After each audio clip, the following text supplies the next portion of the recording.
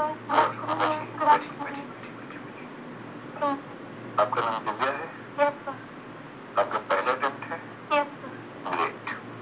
तो दिव्या अपने बारे में कुछ बताइए, ऐसी 5-6 महत्वपूर्ण बातें जिनसे हम आपसे बात कर सकें। सर जैसे कि आपने बताया मेरा नाम दिव्या है, मैं हरियाणा के महेंद्रगढ़ डिस्ट्रिक्ट से हूँ। ठीक है। मैंने अपनी स्कूलिंग जवाहर नवोदय विद्यालय से की है। उसके बाद मैंने अपनी ग्रेजुएशन अपने डिस्ट्रिक्ट के गवर्नमेंट पीजी कॉलेज से की है और एक सिविल सर्वेंट बनने के क्रम में मेरा पहला प्रयास है। ठीक है। आपके विषय क्या थे ग्रेजुएशन में? सर फिजिक्स, केमिस्ट्री और मैथ्स। और यूपीएससी में क्या विषय लिया आपने? हिंदी लिटरेचर। वो तीनों विषय खराब लगे आपको? नहीं सर, खराब लगने वाली बात नहीं है। एक्चुअली सर हिंदी में मेरा इंटरेस्ट भी रहा है क्योंकि ग्रेजुएशन में भी एक ईयर में हमारे पास हिंदी होता था, एक एग्जाम होता था। इंटरेस्ट रहा है तो फिर आपने हिंदी में क्यों ग्रेजुएशन किया?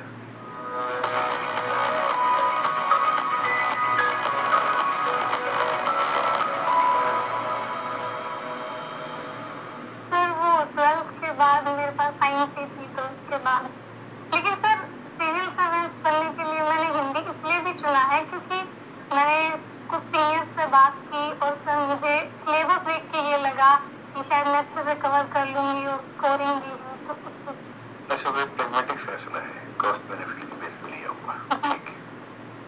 और आपको कोई रुचि भी है? आपने बताया नहीं। Hobbies sir Ghoomar dance, singing और सर टॉकिंग। अच्छा, अभी मदद से बात करना आपकी रुचि है। गुड। आजकल ऐसे बच्चे कहाँ होते हैं जो पेरेंट्स से बात करें, तो बड़ी अच्छी बात है। तो मम्मी से बात करके आपको ये नहीं लगता कि उनकी जनरेशन की बातें आपकी जनरेशन से काफी अलग है? नहीं सर, मैं मम्मी से जो बात करती हूँ तो मेरा फोकस तो मुख्यतः उनकी हेल्थ को लेके होता है कि वो अपनी हेल्थ का ख्याल रखें और मम्मी सिंगल पेरेंट है तो इस वजह से उनका स्ट्रेस दूर करना, और मुझे लगता है सर घर की बातें हम कर लेते हैं। ऐसा डिफरेंस रुचि है, जिम्मेदारी है? सर दोनों चीजें, रुचि भी है और मैं अपनी जिम्मेदारी भी समझती हूँ कि उनका स्ट्रेस दूर करूँ। और आपका होम स्टेट हरियाणा है और आपने फर्स्ट प्रेफरेंस उसी को दी होगी, है ना? ठीक है। तो दिव्या ये बताएं आपके नाम का मतलब क्या है और ये नाम आप पर कैसे सूट करता है? सर मेरे नाम का मतलब है डिवाइन लस्टर और ब्रिलियंस, और सर मुझे ऐसा लगता है कि मैंने अपनी स्कूलिंग में और उसके बाद अपने कॉलेज में और अपने जो भी प्रयास अपने लक्ष्यों को प्राप्त। Alright guys, really quick, we're giving away $10,000 right now. All you gotta do is drop a thumbs up on the video. So stop what you're doing right now, thumbs up the video, and then DM me proof to my Instagram @Kyle. So take a photo of your laptop or screenshot it on your phone, DM it to @Kyle. Make sure you're following me too so I can respond to you. Just got my new fucking handle back too. Shut up Meta, shut up Dana White. Just gonna fucking scroll. Bang. Send proof. Here in the mouth video. Oh, what's up, bro? You're the 10K fucking winner, bro.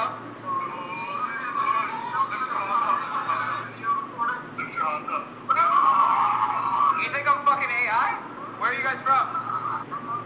प्राप्त करने में brilliance को हासिल करने की कोशिश की है।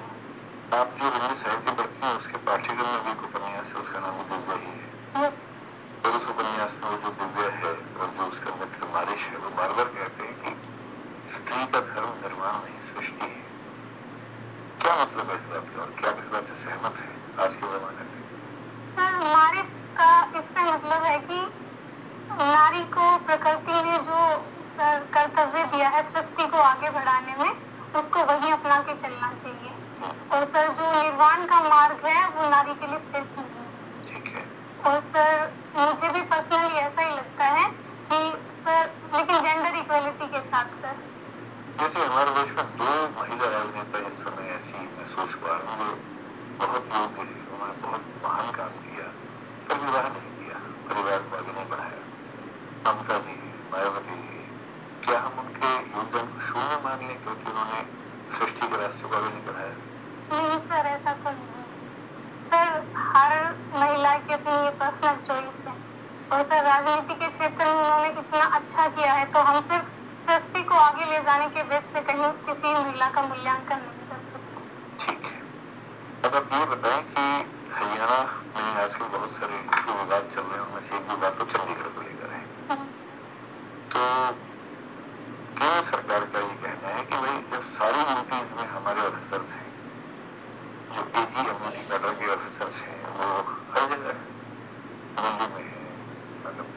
गोवा में जो पहले की यूटी था वहाँ भी है, लक्षद्वीप में है, अंडमान निकोबार में है, अब जम्मू कश्मीर में भी है, लद्दाख में भी है।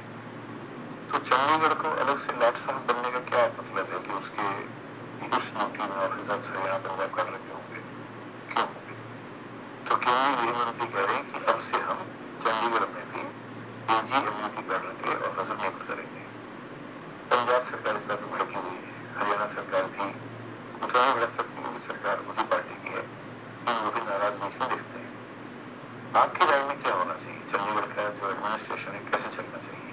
सर चंडीगढ़ एक यूटी है, तो ये केंद्र सरकार का दायित्व और उसके जुरिस्डिक्शन में आता है कि अगर वो चाहे तो सर जो आगमूट के कैडर है वो चंडीगढ़ में नियुक्त कर सकती है।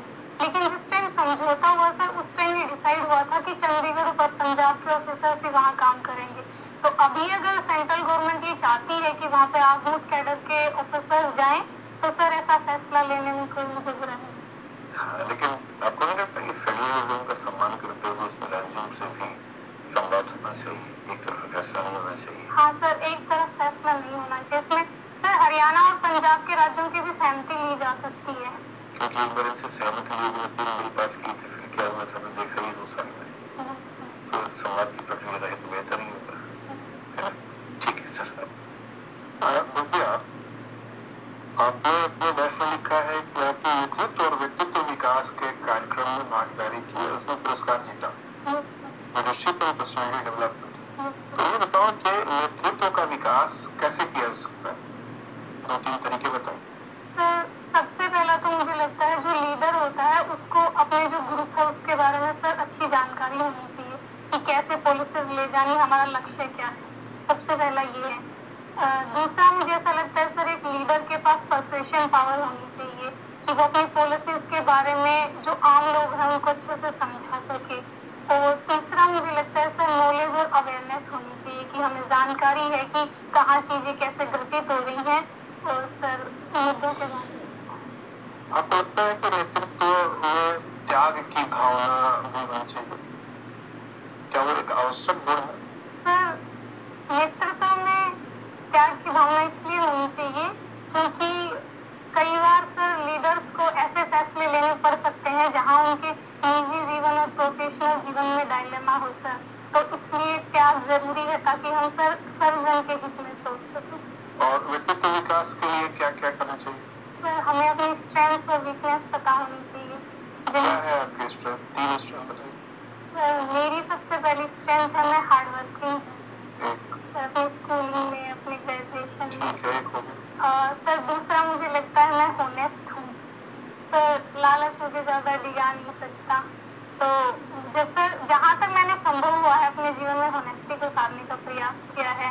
और तीसरा सर मैं आशावादी हूँ सर, अगर मैं कोई कार्य कर रही हूँ उसमें टाइम लग भी रहा है तो सर मैं एक पॉजिटिव वे लेके चलती हूँ कि बेहतर परिणाम मिल भी जाए। ठीक है, 3 वीकनेसेस बताइए। सर वीकनेस सर एक तो ओवर सेंसिटिविटी है। कभी कभी सर ऐसा होता है कि कुछ चीज़ें मुझे इतनी ज़्यादा हर्ट कर जाती हूँ कि सर मैं रोने भी लग जाती हूँ, तो ये ओवर सेंसिटिवनेस है।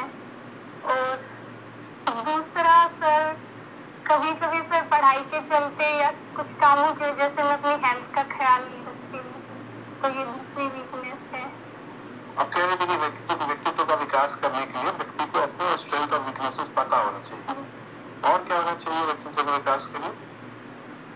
तो आपके पास अपनी वीकनेसेस और स्ट्रेंथ पता है, और क्या क्या चीजें चाहिए पर्सनालिटी डेवलपमेंट के लिए? सर कॉन्फिडेंस होना चाहिए कि हम अपने व्यूज किसी भी मुद्दे पे रख सकें और सामने वाले को समझा सकें।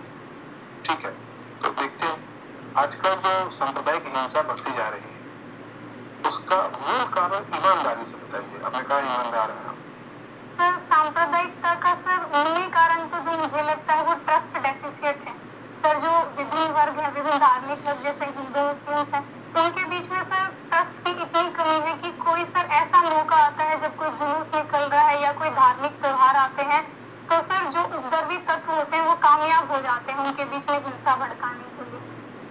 ये आपस में विश्वास की कमी शुरू से ही है कि इधर कुछ पैदा हो गई है विश्वास की कमी? सर इसके कभी कभी राजनीतिक कारण भी हो जाते हैं। ईमानदारी से आपने कहा है कि आप ईमानदार, हाँ सर, राजनीतिक कारण भी तो हो हाल रहे हैं। में ही ट्रस्ट डेफिसिट बढ़ता जा रहा है।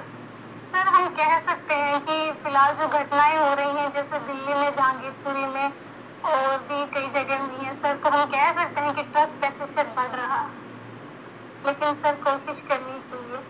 जीतना पड़ेगा। Yes sir. ठीक है, ये देश में जनसंख्या बहुत तेजी से बढ़ रही है और खासतौर पे गांव से शहर में आने की जो सामाजिक प्रवृत्ति है वो अनियंत्रित सी होती जा रही है। शहरों में इतनी भीड़ भाड़ है, इतने एक्सीडेंट्स होते हैं, इतने प्रदूषण, इतने अपराध हो रहे हैं। क्या आपको लगता है अनुच्छेद 19 में जो स्वतंत्रता मिली है नागरिकों को, और उस पर कोई सीमा का भी प्रावधान संविधान में है कि असीमित स्वतंत्रता है? नहीं सर, अनुच्छेद 19 के तहत असीमित तो नहीं है, उस पर सर रीजनेबल रिस्ट्रिक्शंस लगाए गए हैं। और सर जो तो क्या शहरों के अंदर प्रवेश पर भी रीजनेबल रिस्ट्रिक्शन लगने चाहिए सर ताकि पब्लिक ऑर्डर बना रहे?